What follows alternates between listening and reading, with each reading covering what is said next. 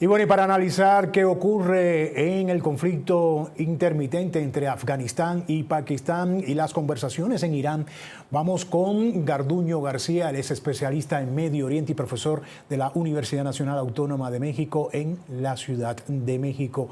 ¿Qué tal? ¿Cómo está, señor Garduño? Bueno, vamos a empezar por este conflicto Pakistán-Afganistán.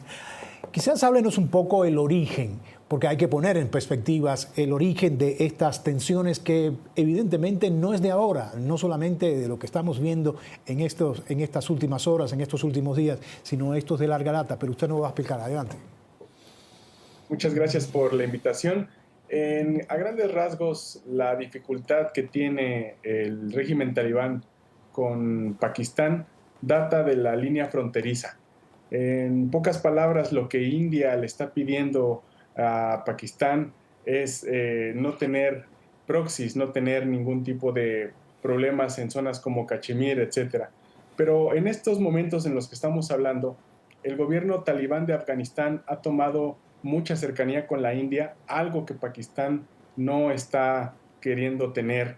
De hecho, uno de los grandes grupos armados que ha molestado muchísimo a Pakistán, el famoso TTP, es un grupo que anida básicamente en la frontera entre Pakistán y Afganistán, y Pakistán acusa al gobierno talibán de darle cobijo, de darle armamento y todas las posibilidades para atacar al gobierno pakistaní.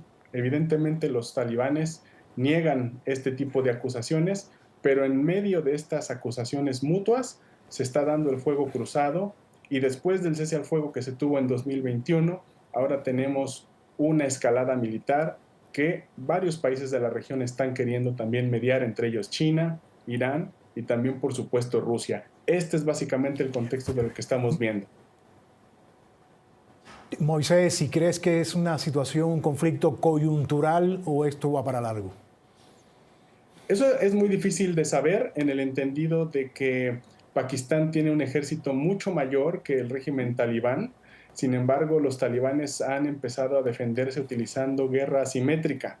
Y solamente por recordar algo, los mismos talibanes que hoy están en contra de Pakistán también echaron en la época soviética a la Unión Soviética cuando invadió ese país desde 1979 al 89.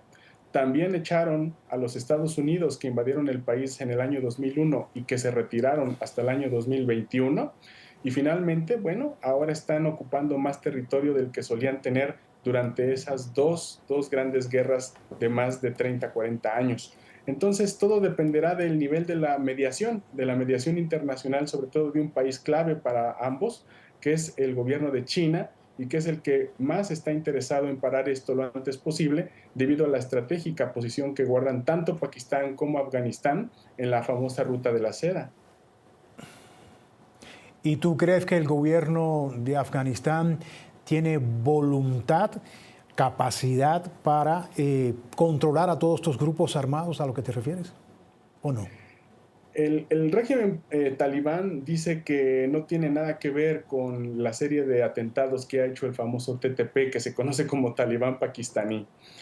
Sin embargo, los nexos que ha habido entre ambos movimientos son lazos muy antiguos, y yo creo que una de las principales metas de parte del Talibán en Afganistán es evitar que este TPP haga nexos con el enemigo más importante que tiene el régimen talibán dentro de Afganistán, que es el Estado Islámico del Jorasán, cuya alianza con un TTP enraizado y totalmente envalentonado puede ser ya un problema de seguridad, ya no tanto para Pakistán, sino para el propio Emirato Islámico de Afganistán.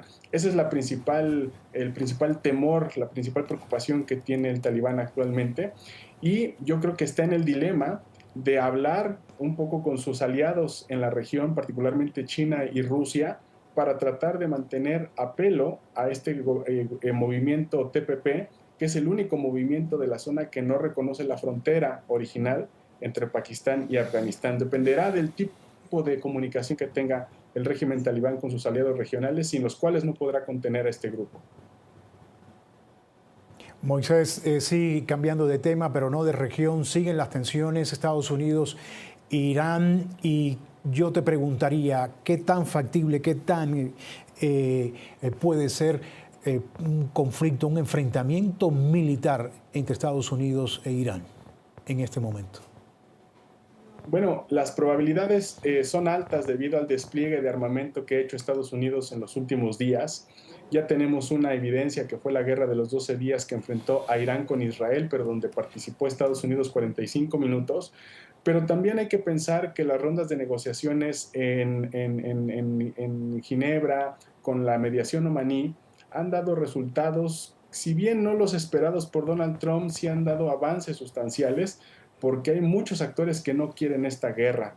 Solo por dar un dato, durante la última confrontación entre Estados Unidos, Israel e Irán, el número de baterías antimisiles THAAD, que son con las que Estados Unidos e Israel paran los misiles desde Teherán, los que van hacia Tel Aviv, se redujo considerablemente, al menos hasta en 1/3 del total global de los stocks en Estados Unidos.